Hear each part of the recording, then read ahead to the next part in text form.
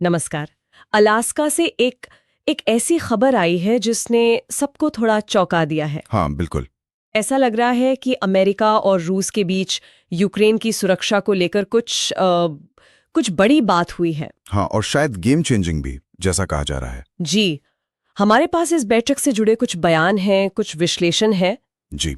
तो आज हम इसी कथित सहमति को समझने की कोशिश करेंगे।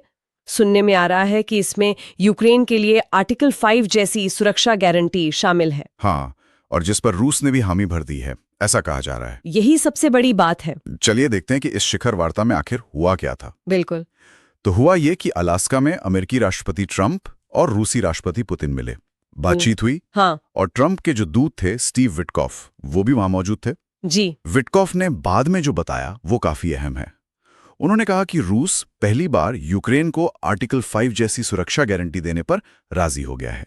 हाँ, ये सुनने में बहुत बड़ी बात लगती है ना? ये इसलिए बड़ी बात है क्योंकि यूक्रेन तो सालों से इसी तरह की सुरक्षा के लिए नाटो में शामिल होना चाह रहा था। हाँ बिल्कुल। और ये आर्टिकल 5 जैसी गारंटी, ये समझना जरूरी है कि इसका मतलब क्या है। हाँ, क्या है ये? देखिए, ये नाटो का जो अनुच्छेद 5 है, उसकी तरह ही है।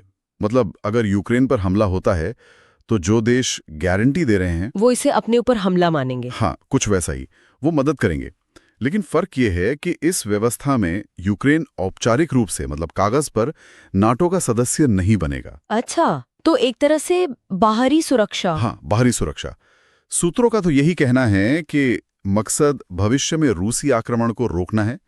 और सबसे दिलचस्प बात यही है क्या कि रूस जो हमेशा यूक्रेन की नाटो सदस्यता का विरोध करता रहा, वो अब कथित तौर पर इस तरह की बाहरी गारंटी के लिए तैयार हो गया है।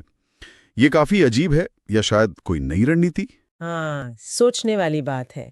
विटकॉफ के मुताबिक डील ये है कि अमेरिका और यूरोप के सहयोगी वो यूक्रेन को ये सुरक्षा देंगे। ठीक है। और रूस इस पर सहमत होगा। इतना ही नहीं, और भी कुछ। हाँ, रूस कथित तौर पर एक कानून बनाने पर भी सहमत हुआ है जिसमें वो वचन देगा कि वो यूक्रेन या किसी और यूरोपियन देश पर हमला नहीं करेगा। अच्छा। बाकायदा कानून। हाँ।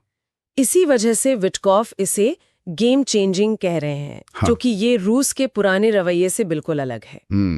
गेम चेंजिंग तो शायद हो सकता है, लेकिन इसमें कई पेंच भी नजर आ रहे हैं, सवाल उठ रहे हैं। जैसे?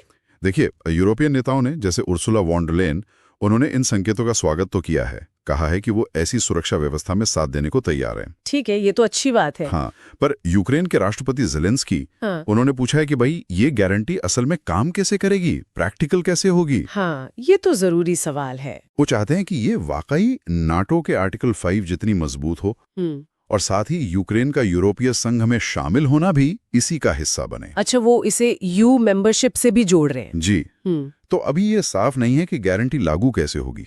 मतलब अगर हमला हो गया तो कौन, कैसे, कितनी जल्दी प्रतिक्रिया देगा, ये सब अभी हवा में है। बिल्कुल। और ये सब हो भी तब रहा है जब ट्रंप प्रशासन ने वो जो तत्काल युद्ध विराम वाली शर्त थी उससे पीछे हटने के संकेत दिए हैं। हाँ, ऐसा लग रहा है कि अब जोर एक ज्यादा बड़े, एक व्यापक शांति समझौते पर है। शायद ये सुरक्षा गारंटी उसी बड़े समझौते का पहला कदम हो सकता है। खबर ये भी है कि आगे बातचीत वॉशिंगटन में होगी।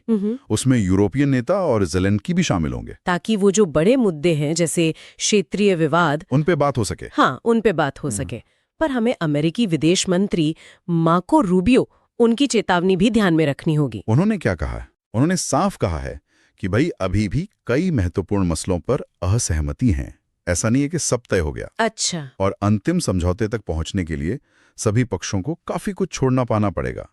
मतलब बड़े समझौते करने होंगे। और आलोचक भी सतर्क हैं।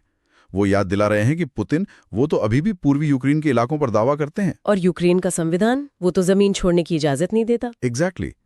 तो ये बातें आगे की बातचीत को बहुत बहुत मुश्किल बना सकती हैं। जाहिर है। हाँ, ये तो है। हालांकि विटकॉफ ने यह भी कहा है कि रूस ने विवादित क्षेत्रों पर कुछ और रियायतें दी हैं, पर वो क्या है ये अभी बताया नहीं गया है। अच्छा। तो मतलब कुछ पर्दे के पीछे भी चल रहा है शायद। हो सकता है। तो कुल मिला के देखें तो अलास्का बैठक से एक उम्मीद की किरण तो दिखी है। एक ऐसा रास्ता शायद खुला है जो यूक्रेन की सुरक्षा की पूरी कहानी बदल सकता है। हाँ, संभावना तो बनी है। लेकिन जैसा हमने अभी बात की, ये अभी बस एक शुरुआत है। बहुत सारे प्रैक्टिकल, कानूनी, राजनीतिक सवाल हैं जिनकी जवाब मिलने बाकी हैं। बिल्कुल। आगे की बातचीत ही बताएगी कि ये रास्ता कितना कारगर साबित होता है, कितना टिका हुआ है। सही कहा। और यहीं पर एक बड़ा सवाल मेरे मन में आ रहा है। क्या? मान लीजिए, एक पल के लिए मान लेते हैं कि आर्टिकल 5 जैसी सुरक्षा गारंटी मिल भी जाती है, ठीक है? तो क्या ये जमीनी हकीकत को बदल पाएगी, खासकर तब जब यूक्रेन अपनी जमीन छोड़ने को तैयार नहीं है और रूस का दावा बना हुआ है? हाँ, तो क्या इस तरह की गारंटी जो क्षेत्रीय विवाद के असली मुद्दे को शायद न छुए, क्या वो स्थायी शांति ला सकती है? ये एक ऐसा सवाल है जिस पर शायद आगे सोचने की जरूरत पड़ेगी। बहुत अहम सवाल है और इसका जवाब शायद भविष्य में ही मिलेगा।